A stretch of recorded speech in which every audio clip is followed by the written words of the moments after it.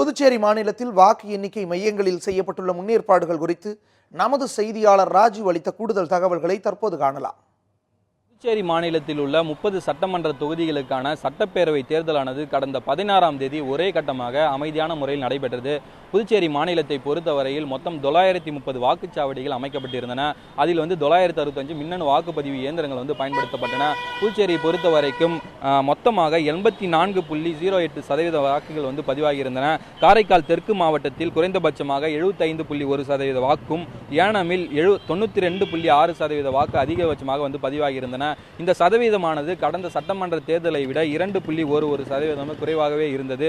புதுச்சேரியை பொறுத்தவரை அந்த வாக்குப்பதிவு நடந்த நாளன்று அன்று மாலையே அந்த மின்னணு வாக்குப்பதிவு இயந்திரங்கள் தேர்தல் பார்வையாளர்கள் மற்றும் பூத் ஏஜென்ட்டுகள் முன்னிலையில் மின்னணு வாக்குப்பதிவு இயந்திரங்கள் சீல் வைக்கப்பட்டு பலத்த போலீஸ் பாதுகாப்புடன் வாக்கு எண்ணிக்கை மையங்களுக்கு கொண்டு செல்லப்பட்டன. புதுச்சேரியில் மாநிலத்தை பொறுத்த வரைக்கும் மொத்தம் 5 வாக்கு எண்ணிக்கை மையங்கள் அமைக்கப்பட்டுள்ளன. புதுச்சேரி மாவட்டத்தில் 2ம், காரைக்கால், மாஹே, யானத்தில் தலா ஒரு வாக்கு எண்ணிக்கை மையங்களும் அமைக்கப்பட்டுள்ளன.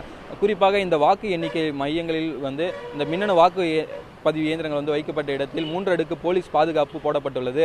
அதே போல வாக்கு எண்ணிக்கை மையம் முழுவதுமாக கண்காணிப்பு கேமரா மூலம் 24 மணி நேரம் கண்காணிக்கப்பட்டு வருகிறது. நாளை காலை 8 மணிக்கு வாக்கு எண்ணிக்கையானது தொடங்க உள்ளது. முதலாவதாக தபால் ஓட்டுகள் எண்ணப்பட்டு அதன் பிறகு ஒவ்வொரு தொகுதிக்கான வாக்கு எண்ணிக்கை நடைபெற உள்ளது. இந்த வாக்கு எண்ணிக்கை பணியில் 78 நுண்பார்வையாளர்கள் உட்பட 500க்கும் மேற்பட்ட தேர்தல் அலுவலர்கள் ஈடுபட உள்ளது குறிப்பிடத்தக்கது. ஒளிப்பதிவாளர் ராஜ்குமாருடன் ராஜு, நியூஸ் 7 தமிழ், புதுச்சேரி.